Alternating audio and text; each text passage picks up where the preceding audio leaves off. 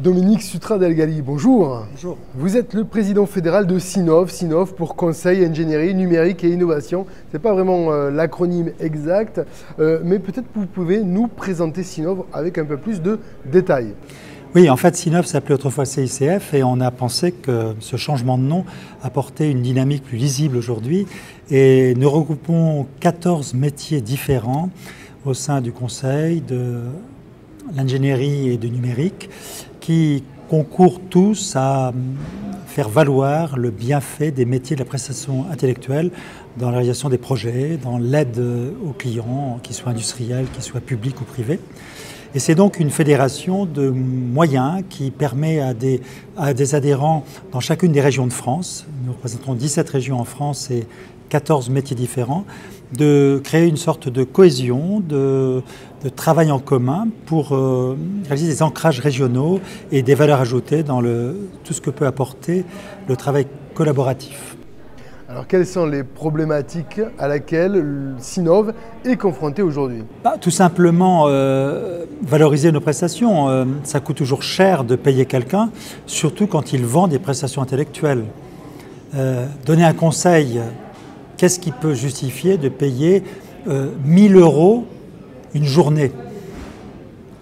La seule raison, c'est de faire gagner encore plus d'argent aux clients.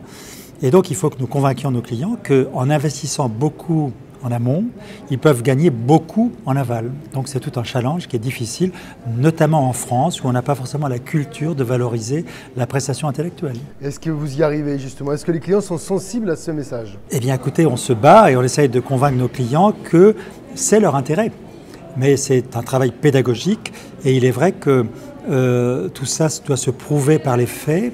Et il peut y avoir des effets pervers à ce qu'un maître d'ouvrage, un client, qui a payé très peu cher une prestation, soit déçu de celle-ci et se dise qu'in fine, il n'a pas intérêt à investir dans la prestation intellectuelle. Donc nous devons élever le niveau par le haut et non pas faire une prestation cheap, low cost, qui nous emmène vers le bas. Alors nous sommes aujourd'hui dans les rencontres régionales de l'ingénierie Midi-Pyrénées, co-organisées par l'IMP et Sinov. Pourquoi participer à ce type de manifestation? Eh bien d'abord parce qu'on m'y a invité. Ensuite, parce que je pense que le rôle de notre fédération, c'est bien de promouvoir les métiers de l'ingénierie du conseil et de numérique et que l'IMP y contribue fortement. L'IMP a une fonction sociétale, commerciale et de représentation. Sinov y contribue, mais aussi à une représentation plutôt syndicale, patronale. Et je pense que les deux actions sont tout à fait concurrentes et complémentaires. Et donc il s'agit de jouer la complémentarité entre vos deux structures. Absolument. D'ailleurs, Sinov a, je crois, contribué à la création de l'IMP. Et aujourd'hui, on ne parle que de complémentarité. Et l'un n'empêche pas l'autre, bien au contraire. Est-ce qu'en matière de métier, sur le terrain, d'un point de vue opérationnel, vous avez également cette complémentarité de métier ou de fédération?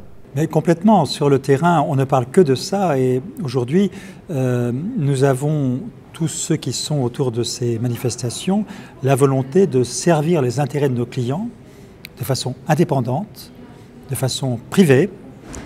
Nous sommes des structures privées et notre meilleure satisfaction, c'est bien de gagner de l'argent en faisant gagner à nos clients et en permettant d'avoir des performances qui permettent de réaliser des projets de meilleure qualité dans un délai plus court et qui coûtent le moins cher possible, en tout cas de façon la plus maîtrisée possible en termes de coûts.